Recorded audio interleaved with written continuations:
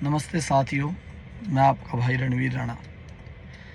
अभी मीर बोझ जी को लेकर बहुत बड़े मुद्दे चल रहे हैं।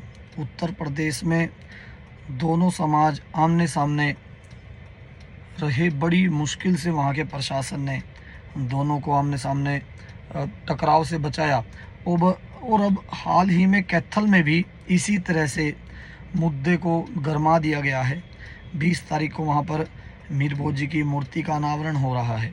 मेरे पास काफ़ी फ़ोन मेरे भाइयों के आ रहे हैं और उसी को लेकर मैंने दूसरे समाज में भी मैंने फ़ोन करके बात की, लेकिन वीडियो डालना मुझे भी ठीक नहीं लग रहा था। लेकिन अभी सामने जब एक सुझाव आया जो लगता है कि इस मुद्दे को सुलझाने के लिए, दोनों बिरादरी के टकराव को कम करने के लिए यह मुद्दा असरदार हो सकता है, यह सुझाव असरदार हो सकता है। एक भाई हैं, कलायत बायता से हैं, सलिंदर राणा जी। उन्होंने सुझाव दिया है, मेरे पास तक उन्होंने बात पहुंचाई। किसी साथी की तरफ से मेरे पास फ़ोन आया कि अगर दोनों समाज मिलकर मूर्ति पर जो मीर भोज प्रतिहार जी हैं उसके सामने हिंदू सम्राट मीर भोज लगाएं या फिर क्षत्रिय सम्राट मीर भोज, उनको जो दोनों में से ठीक लगे, अगर वो इस तरह का सुझाव एक्सेप्ट कर लें और लगाएं तो दोनों बिरादरियां मिलकर इस मूर्ति के अनावरण में शामिल हो सकती हैं और ये एक प्रेरणा बनेगी पूरे देश के लिए, इस बड़े मुद्दे को हल्का करने के लिए, कम करने के लिए, कि दोनों बिरादरियां सहमत हो चुकी हैं और आपस में मिलकर, क्योंकि दोनों बिरादरी के नेताओं के बयान मैंने भी सुने हैं।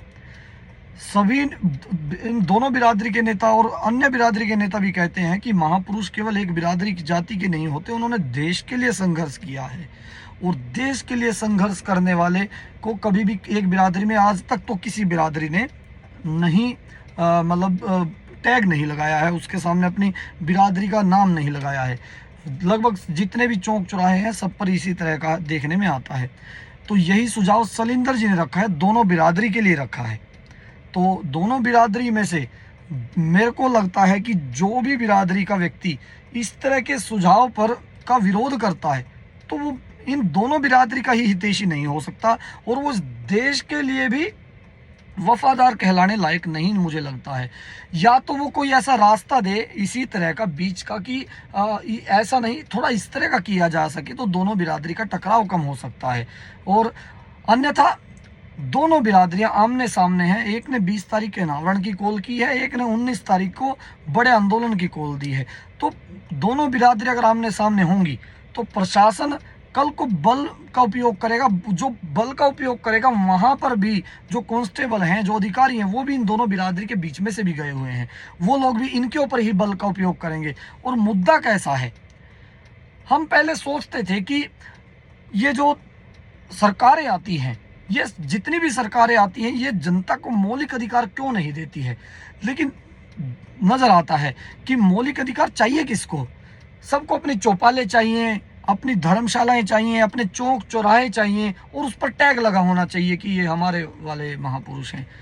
अरे वो महापुरुष पूरे देश के लिए लड़ते थे, वो कभी ये नहीं कहते थे कि मैं इस जाति के लिए संघर्ष कर रहा हूँ या मैं इस वर्ग के लिए संघर्ष कर रहा हूँ। उन्होंने, इसीलिए उनको ये बिरादरियां भी याद करती हैं, ज़्यादातर उन महापुरुषों को ही बिरादरी याद करती है जिन्होंने देश के लिए बलिदान दिया हो, दुनिया के लिए बलिदान दिया हो। एक जाति के लिए बलिदान देने वाले कोई महापुरुष हैं जिनको आदर्श माना जाता है। जो देश के लिए जिन्होंने संघर्ष किया है, लगभग सभी बिरादरियां उन्हीं को ही अपना आदर्श मानती आई हैं। और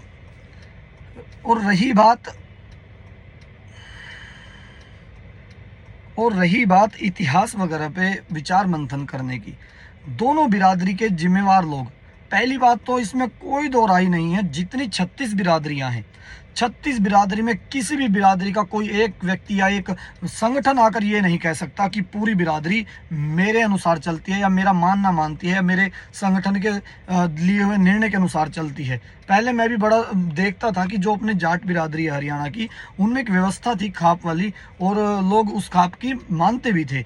लेकिन अब तो ऐसा लगता है कि वहाँ पर भी सरकारों ने अपना कहीं ना कहीं अपने आप को घेरते हुए दिखाई देता था सरकार को भी, तो वहाँ पर भी अब मानने वाले नहीं रहे हैं उस बिरादरी में भी। मतलब किसी भी बिरादरी में कोई भी संगठन या कोई व्यक्ति आकर ये नहीं कह सकता कि मैं इस बिरादरी की जिम्मेवारी लेता हूँ। लेकिन फिर भी इस बिरादरी के जितने समझदार जिम्मेवार लोग हैं वो एक मंच पर कुछ कुछ लोग समझदार आने चाहिए और उन दोनों को बैठकर एक बीच का रास्ता निकालना चाहिए। और अगर इतिहास के विषयों पर भी बात आती है तो विचार मंथन होना चाहिए, कोई इशू नहीं है। अगर सत्य सामने आता है और सत्य सामने लाकर और बीच का रास्ता अगर निकलता है जिससे दोनों बिरादरी में टकराव कम होता है तो इस तरह का रास्ता निकलना चाहिए। अगर इसी तरह से चलता रहा जिस तरह का चल रहा है क्योंकि प्रशासन हर बार हटा देता है और जैसे ही अन्य मौका मिलता है अलग बिरादरी को वो फिर से ऐसा करते हैं, तो ये तो बढ़ता चला जाएगा। दोनों बिरादरियों के बीच में टकराव बहुत खतरनाक स्थिति में आ जाएगा। तो मेरा तो यही निवेदन है दोनों बिरादरी के जिम्मेवार लोगों से। सलिंदर जी ने प्रशासन के सामने भी ये प्रस्ताव रखा है और दूसरे समाज के जो जिम्मेवार लोग हैं जैसे कंवरपाल जी हैं उनके सामने भी और इनके प्रधान के सामने भी रखा है। इन्होंने 2-2 दिन का समय मांगा है।